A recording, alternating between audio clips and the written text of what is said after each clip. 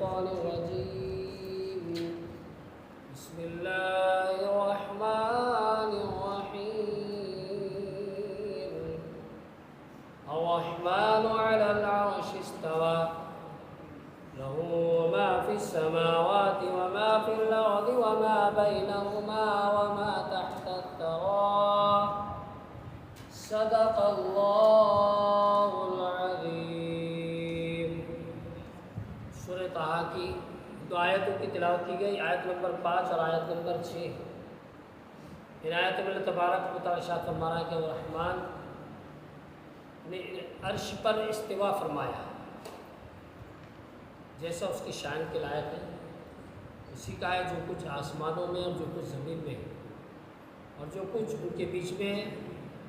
اور جو کچھ اس گیلی مٹی کے نیچے ہے۔ اللہ تبارک و تعالیٰ کا ارشاد ہے الرحمن علی العرش استوى، وہ بڑا مہربان ہے، اس نے عرش پر استوا فرمایا جیسا اس کی شان کے لائق ہے۔ لہ ما فی السماوات و ما فی الارض، اسی کی ملک ہے جو کچھ آسمانوں میں ہے اور جو کچھ زمین میں ہے، وما بینہما، اور جو کچھ ان کے درمیان میں ہے، وما تحت الثری، اور جو کچھ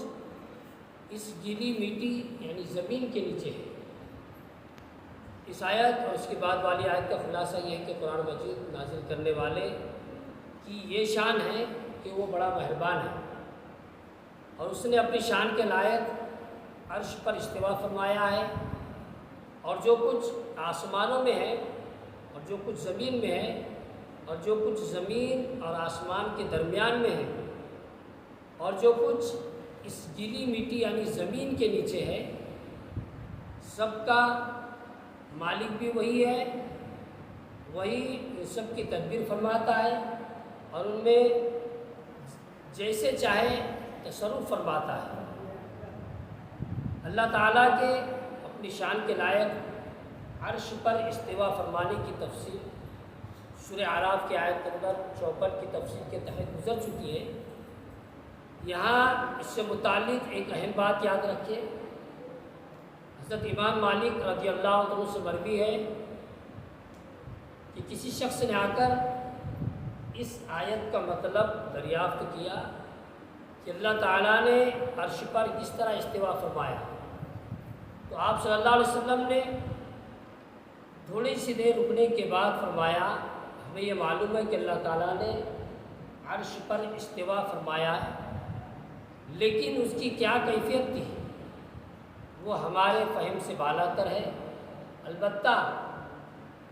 اس پر ایمان لانا واجب ہے